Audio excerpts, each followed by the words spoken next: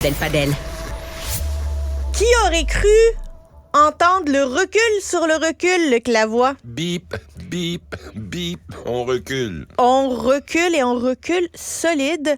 Le François Legault a pris tout le monde par surprise lorsqu'il a annoncé qu'on n'excluait pas un retour du troisième lien autoroutier.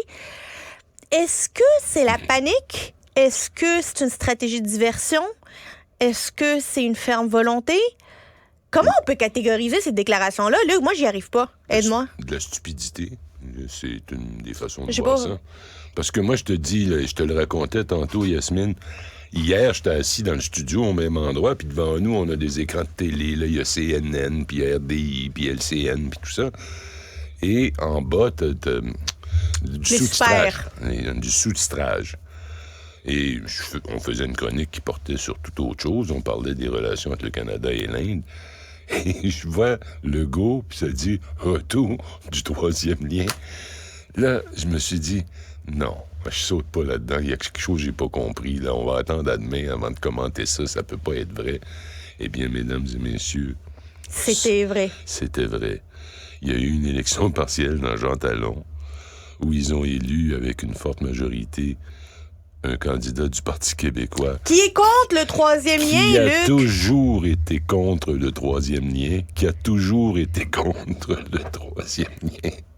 Et là, Mais stratégiquement, Luc, tu penses-tu que François Legault a sorti ça de sa tête devant le micro ou est-ce que c'était voulu?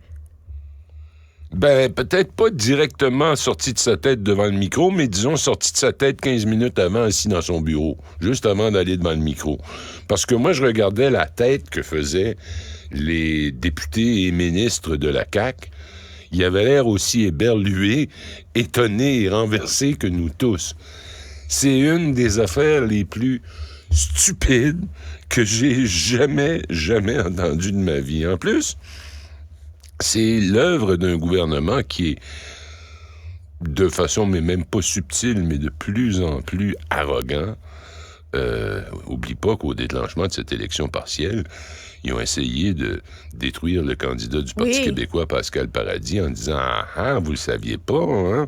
Il a fait des mamours, puis des Il a flirté avec nous. Il a flirté avec nous. » L'autre se tourne le bord, puis il dit « Non, c'est eux autres qui ont flirté avec moi. » Puis en plus, ils en ont profité parce qu'ils disent « Vu que je leur ai dit que le troisième lien, j'y croyais pas, ils ont dit tous en pas. Ça durera pas, cette histoire de troisième lien. » Mais là, ils l'ont déterré. Là. Moi, je pensais que l'Halloween, c'était le 31 octobre, mais visiblement, c'est le 3 octobre dans la planète caquiste. Là. On déterre nos morts plutôt que prévu. Pourquoi aller là-dessus? Puis là, ils parlent de consulter la population. C'est quoi? Ils vont faire un sondage? Je sais même pas quelle forme une consultation de ce genre pourra prendre. J'imagine en écoutant les radios privées de Québec. Je sais pas, là, parce que c'est eux autres qui sont derrière ça, ce projet-là.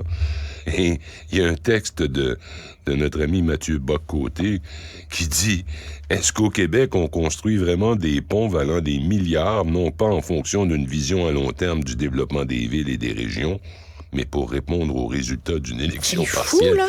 Et la dernière fois qu'il en a été question comme d'un projet qui allait se réaliser, les chiffres étaient à 10 milliards de dollars. OK? Ça fait 6 mois. Puis depuis ce temps-là, l'inflation et particulièrement les coûts dans le domaine de la construction d'infrastructures ou d'immobilier ou quoi que ce soit montent sans arrêt. Alors, on doit être rendu à 12-13 milliards de dollars. Tout ça pour se faire pardonner? En fait, pour penser l'appeler de Jean Talon? Il l'a dit, Legault. Je vais écouter les gens pour voir ce que je peux faire pour qu'ils recommencent à m'appuyer. Écoute, les gens qui vivent dans Jean Talon, là, qui sont-ils? Ce sont des hauts fonctionnaires. Oui. Faut pas trop généraliser. Il y a aussi de la classe moyenne et tout, mais... Plus que côté Sainte-Foy, c'est de la classe moyenne. Sillery, c'est plus de la classe, là, disons, bourgeoisie de Québec. Là. Ouais, alors, hauts fonctionnaires, professeur à l'Université Laval, professeur médecin, avocat. Tout ça, effectivement. Alors, des gens plutôt bien formés et intelligents. Puis là, ils étaient fâchés parce qu'on s'était payé leur gueule. C'est vrai que le troisième lien a quelque chose à voir avec la défaite. Mais c'était pas parce qu'ils voulaient le troisième lien, c'est parce qu'ils trouvaient qu'on s'était servi d'eux comme une carpette sur laquelle on s'essuie les pieds. Écoute... Qu'on les a niaisés, finalement. On a niaisé tout le monde, puis on nous a... Tu sais, je les vois, là, ils sont très fiers, très orgueilleux, les gens de la région de Québec. Puis là, ils disent, mais il a ri de nous autres. Alors là, le gars dit, vous pensez que j'ai ri de vous autres une fois? Attends de voir. Attends de voir. Je dis, là, tu vas penser quoi rire de vous autres? Comme disait Pierre-Éliott Trudeau, just watch me. Just watch me. Je recite, je peux pas m'en empêcher, Mathieu, Bock-Côté. Il y a quand même des limites à gouverner le Québec comme un gros village cherchant à tout prix à ressembler à la caricature la plus caricaturale des années du Plessis. Mais là, il y a aussi Joël Lightbound qui a dit que le Jean de Québec était invité à un dîner de con. On va l'écouter. Non, parce que les coûts du projet ont drastiquement diminué. Moi, ça me laisse perplexe, comme je pense bien des gens dans la région de Québec. Puis des fois, quand je regarde toute cette saga-là, ça me fait un peu penser au dîner de con. Là. Et tristement, c'est la population de Québec qui semble y être conviée. À Ottawa, Stephen Guilbeault a dit on n'a pas une scène pour ça. Tout le monde est...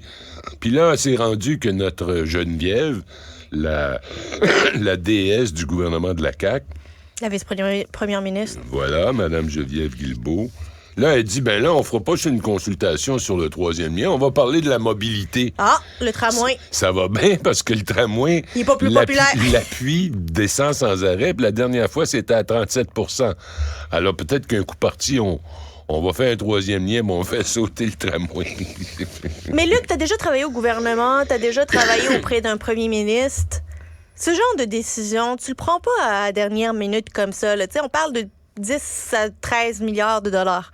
Il y a des fois en politique où il faut que tu sois un véritable leader puis que tu prennes une décision... Tu le fly comme ça. Comme ça. Mais pas le lendemain d'une défaite. Mais pas le lendemain d'une défaite avec un projet d'entre 10 et 15 milliards de dollars. Es-tu malade? Y a-t-il quelque chose qui va pas, M. Legault? Ben, c'est comme si t'as une chicane avec... Fait un an que vous avez été élu. Êtes-vous viré, comme on disait à Rimouski, êtes-vous viré sur le top?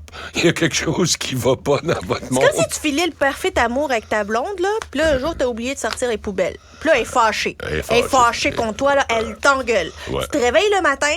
Tu vas y acheter des roses. Non, tu vas chez l'avocate pour divorcer. Ça t'apprendra pas à ramasser les poubelles. Non, mais tu sais... C'est gênant, hein? Je veux dire, c'est un gouvernement essentiellement démasqué, parce que j'aurais dû ajouter, en parlant de la composition de l'électorat de Jean Talon, qu'il y a beaucoup de gens dans ça qui sont de la fonction publique. Je pense que c'est 20 des électeurs. Comment ça se présente, les négociations? Ils leur offrent 3-4 d'augmentation par année. Ils s'en donnent 30 à eux-mêmes. Mais moi, je pensais qu'il allait lancer peut-être des consultations sur ce que la population pensait des négociations, de l'éducation, de la santé. Mais le mot consultation, Yasmine, le mot consultation, ça veut dire quoi exactement? On va faire un sondage? Non. On va faire des assemblées de cuisine, comme on disait autrefois. On va se réunir dans les anciens sous-sols d'église, là, si le plafond tombe pas. Qu'est-ce que c'est, cette affaire-là, de consulter qui, quoi, quand, comment? Je comprends pas. C'est idiot, là, mais c'est un comportement politique. Mais tu sais, dire...